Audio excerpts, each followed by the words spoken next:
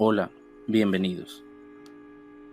Esta vez les leeré el texto Aire Frío del autor H.P. Lovecraft. Me piden que explique por qué tengo miedo de una corriente de aire frío, por qué me estremezco más que otros al entrar en una habitación fría y padezco náuseas y soy repelido cuando el frío de la noche se arrastra a través del calor de un día templado de otoño. Hay quienes dicen que respondo al frío como otros lo hacen a un mal olor, y yo soy el último en negar la impresión. Lo que voy a hacer es narrar el asunto más espeluznante con el que había topado y dejaré que ustedes juzguen si mi relato constituye o no una explicación adecuada de mi peculiaridad. Es un error imaginar que el horror se asocia íntimamente con la oscuridad, el silencio y la soledad. Me encontré en el resplandor de la media tarde, en el estrépito de una metrópolis, en medio de un alojamiento en mal estado y común, con una patrona prosaica y dos hombres fornidos a mi lado. En la primavera de 1923 había conseguido algún trabajo en una revista aburrida y poco rentable en la ciudad de Nueva York. Y al no poder pagar ninguna renta sustancial, fui a la deriva de una pensión barata en otra, en busca de una habitación que podría combinar las cualidades de limpieza decente, muebles soportables con un precio muy razonable. Pronto entendí que solo tenía una elección entre diferentes males, pero después de un tiempo me encontré en una casa de West 14th Street que me disgustó mucho menos que los otros donde me habían hospedado. El lugar era una mansión de 4 pisos de piedra rojiza, que data al parecer de finales de los 40, y adornado con artesanías en madera y mármol, cuyo esplendor decolorado y mancillado argumentaba un descenso de los altos niveles de opulencia de un buen gusto. En las habitaciones, amplias y altas, decoradas con un papel horrible y cornisas de estuco ridículamente adornadas, dominaba un olor a moho deprimente y un aroma rancio de la cocina, pero los suelos estaban limpios, la ropa medianamente regular, y el agua caliente no se enfriaba a menudo ni se apagaba, por lo que llegué a considerarla un lugar soportable para hibernar hasta que uno realmente pudiera vivir de nuevo. La casera, una española desaliñada y barbuda, apellidada Herrero, no me molestaba con chismes o con críticas de la luz eléctrica del vestíbulo del tercer piso, que olvidaban encendida, y mis compañeros en la pensión eran tan silenciosos y poco comunicativos como uno pudiera desear, siendo en su mayoría españoles, un poco por encima del nivel más grueso y más crudo. Solo el ruido de los coches de abajo en la calle resultó ser una seria molestia. Yo había estado allí unas 3 semanas cuando se produjo el primer incidente extraño. Un anochecer, sobre las 8, oí una salpicadura sobre el suelo y me alertó de que había estado percibiendo un olor a acre del amoníaco durante algún tiempo. Mirando alrededor, vi que el techo estaba húmedo y goteante. En apariencia, la mojadura procedía de una esquina sobre el lado de la calle. Ansioso por detener el asunto desde su origen, corrí al sótano a decírselo a la casera. Me aseguró que el problema se solucionaría de modo inmediato. El doctor Muñoz, dijo mientras se movía apresuradamente sobre las escaleras, tiene arriba todos esos productos químicos. Está demasiado enfermo para medicarse, cada vez está más enfermo, pero no quiere ayuda de nadie. Es muy extraña su enfermedad. Todo el día toma baños apestosos y no puede reanimarse o entrar en calor. Se procura sus propios cuidados. Su pequeña habitación está llena de botellas y máquinas y no ejerce como médico. Pero una vez fue bueno. Mi padre en Barcelona oyó hablar de él y tan solo le curó el brazo al fontanero que se hizo daño hace poco. Nunca sale, solamente al tejado, y mi hijo Esteban le trae comida y ropa limpia, medicinas y productos químicos. Dios mío, el amoníaco que usa para mantenerse frío. La señora Herrero desapareció en las escaleras, subiendo hacia el 4.º piso.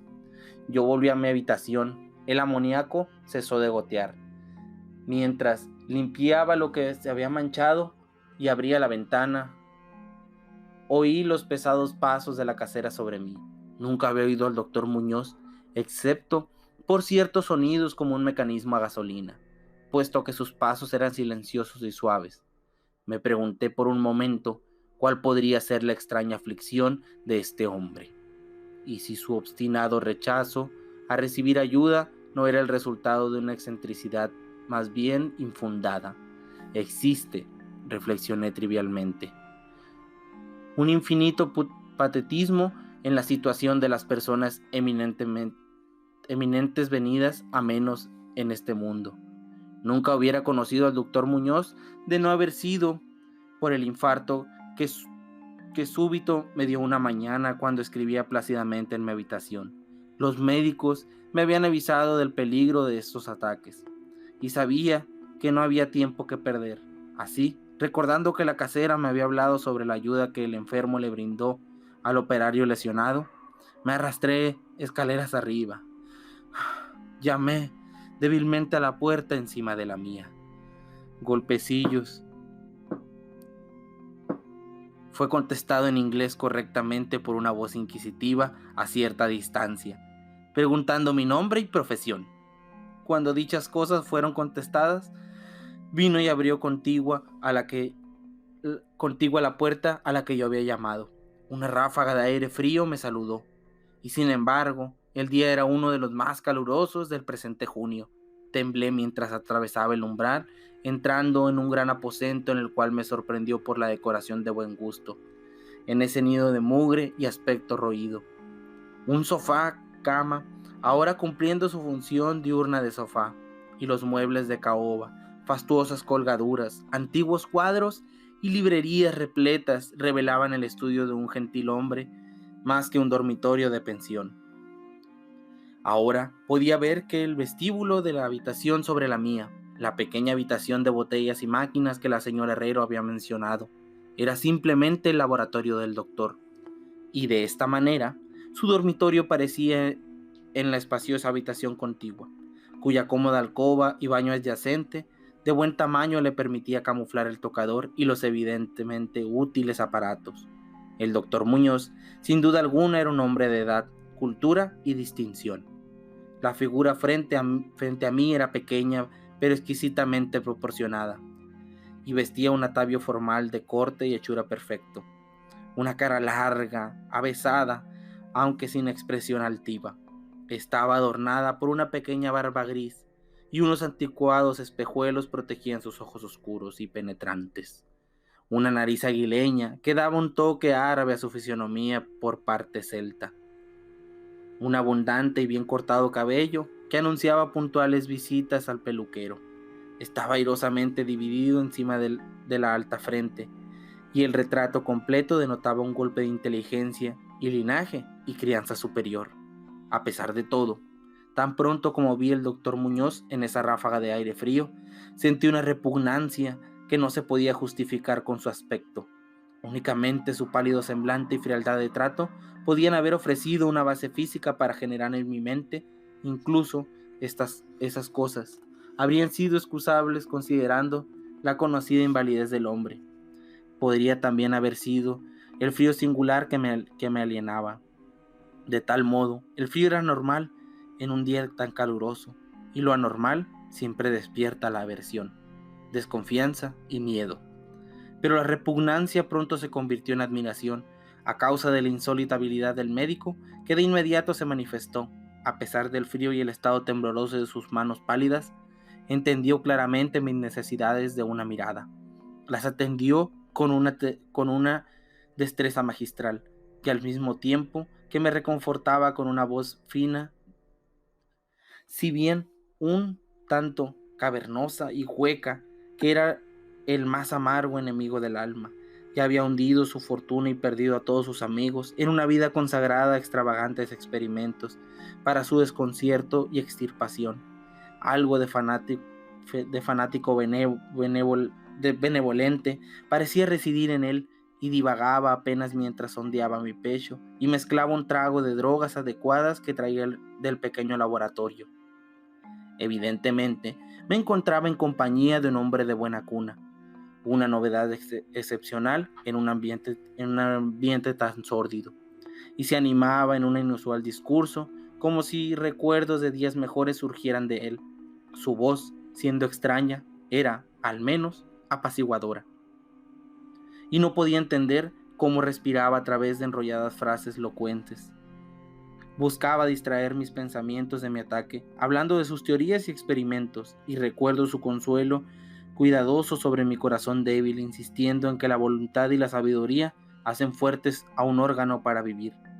Podía, a través de una mejora científica de esas cualidades, una clase de brío nervioso, a pesar de los daños más graves, defectos, incluso la falta de energía en órganos específicos. Podía algún día, dijo medio en broma, enseñarme a vivir, o al menos de poseer algún tipo de existencia consciente, sin tener corazón en absoluto. Por su parte, estaba afligido con una enfermedad complicada que requería una muy acertada conducta que incluía frío constante. Cualquier subida de temperatura señalada podría ser, si se prolongaba, afectarle fatalmente, y la frialdad de su habitación, alrededor de 55 o 56 grados Fahrenheit, era mantenida por un sistema de absorción de amoníaco frío y el motor de gasolina de esa bomba. Yo había oído a menudo en mi habitación. Aliviado de mi ataque, en un tiempo asombrosamente corto, abandoné el frío lugar como discípulo y devoto del superdotado recluso. Después de eso, le pagaba con frecuentes visitas, escuchando mientras me contaba investigaciones secretas y lo más o menos terribles de sus resultados. Temblaba un poco cuando examinaba los singulares y curiosamente antiguos volúmenes de sus estantes. Finalmente fui, puedo añadir, curado del todo de mi afección por sus hábiles servicios. Parecía no desdeñar los conjuros de los medievalistas, dado que creían que sus fórmulas enigmáticas contenían raros estímulos psicológicos que, concebiblemente, podían tener efectos sobre la esencia de un sistema nervioso del cual partían los pulsos orgánicos. Había conocido por su influencia al anciano doctor Torres de Valencia, quien había compartido sus primeros experimentos y la había orientado a través de las grandes afecciones de 18 años atrás, de donde procedían sus desarreglos presentes. No hacía mucho el venerable practicante había salvado a su colega de sucumbir al hosco enemigo contra el que había luchado. Quizás aquella tensión había sido demasiado grande. El doctor Muñoz lo hacía susurrando claro, aunque no con detalle, que los métodos de curación habían sido de lo más extraordinarios, aunque envolvía escenas y procesos no bienvenidos por los galenos ancianos y conservadores. Según pasaban las semanas, observé con pena que mi nuevo amigo iba más lento, pero inequívocamente perdiendo el control, como la señora Herrero había insinuado. El aspecto lívido de su semblante era intenso. Su voz a menudo era hueca y poco clara. Su movimiento muscular tenía menos coordinación y su mente y determinación menos elasticidad y ambición. A pesar de ese triste cambio, no parecía ignorante. Poco a poco su expresión y conversación emplearon una ironía atroz que me restituyó algo de la sutil repulsión que originalmente había sentido. Desarrolló extraños caprichos, adquiriendo una afición por las especias exóticas y el incienso egipcio, hasta que su habitación olía como la cámara de un faraón. Al mismo tiempo, incrementó su demanda de aire frío, y con mi ayuda amplió la conducción de amoníaco de su habitación, y modificó la bomba y alimentación de su máquina refrigerante hasta poder mantener la temperatura por debajo de los 34 o 40 grados.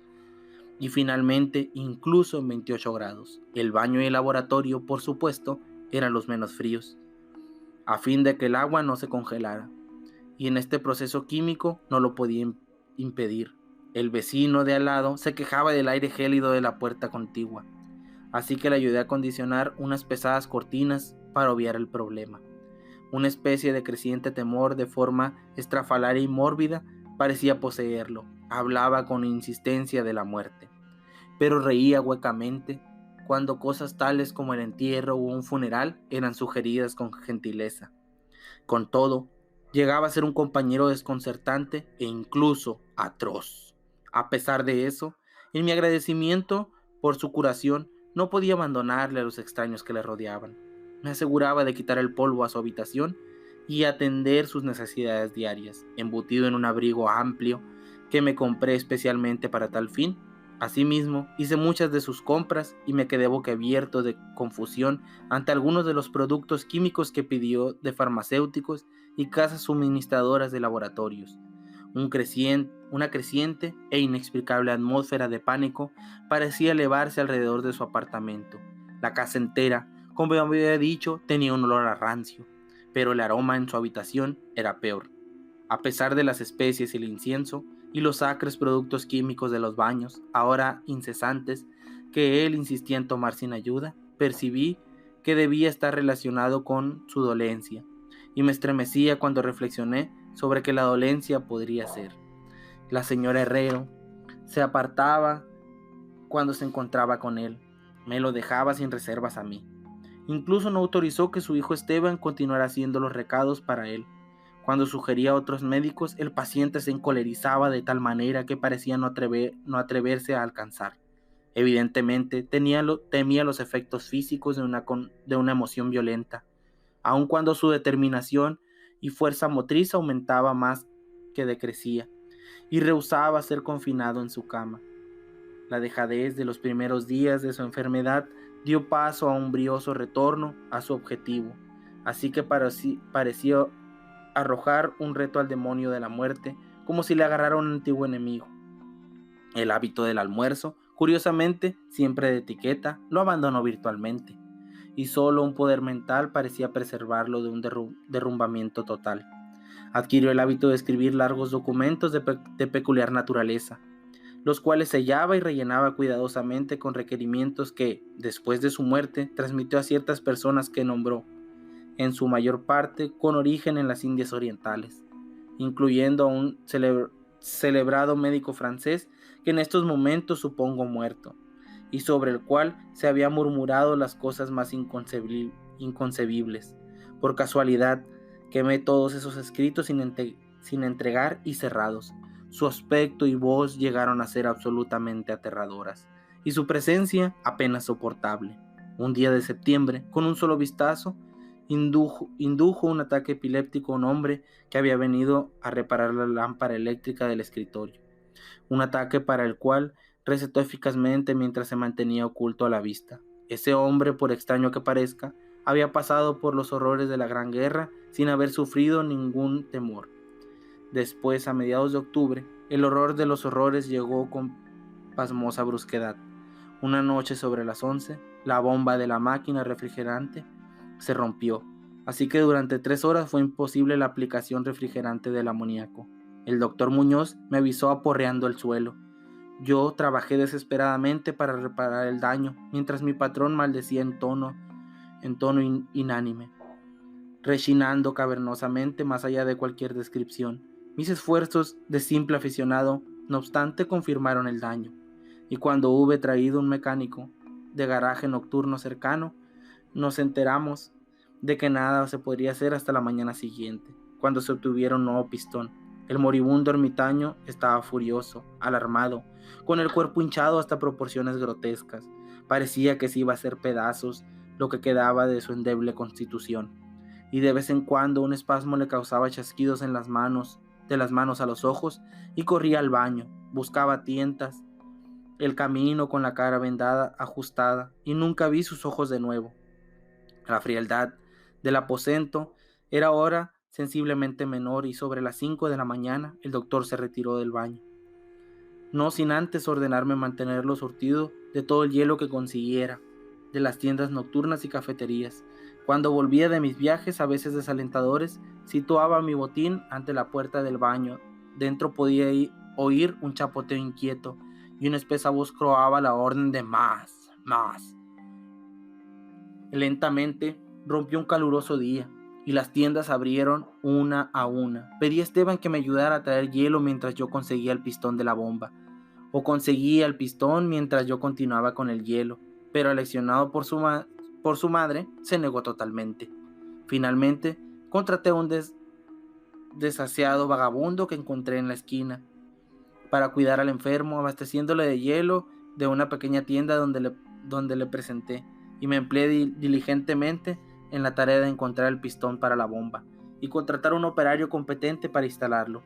La tarea parecía interminable y me enfurecía tanto o más que el ermitaño cuando vi pasar la hora en un suspiro, dando vueltas a vanas llamadas telefónicas y en búsqueda frenética de un sitio a otro, aquí y allá, en metro y en coche. Sobre el mediodía encontré una casa de suministros adecuadas en el centro. Alrededor de la 1:30 llegué a mi albergue con la parafernalia necesaria y 2 mecánicos robustos e inteligentes. Había hecho todo lo que había podido y esperaba llegar a tiempo. Un terror negro, sin embargo, me había precedido. La casa estaba en una agitación completa y por encima de una cháchara de voces aterrorizadas oía un hombre rezar en tono intenso. Había algo diabólico en el aire, y los inquilinos juraban sobre las cuentas de sus rosarios cómo percibieron el olor debajo de la puerta cerrada del doctor.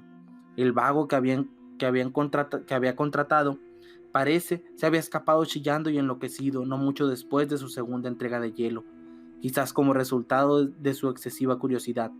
No podía, naturalmente, haber cerrado la puerta detrás de sí. A pesar de eso, ahora estaba cerrada, probablemente desde adentro. No había ruido alguno, dentro a excepción de algún tipo de innombrable, lento y abundante goteo.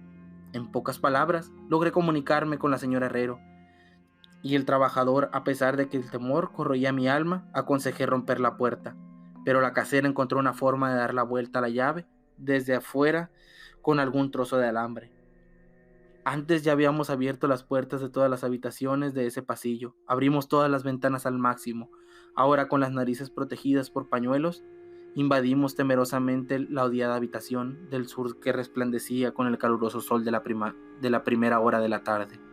Una especie de oscuro rastro baboso se dirigía desde la abierta puerta del baño a la puerta del pasillo y de allí al escritorio, donde se había acumulado un terrorífico charquito.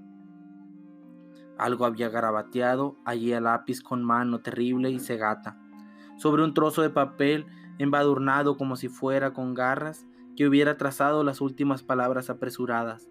Luego el rastro se dirigía al sofá y desaparecía.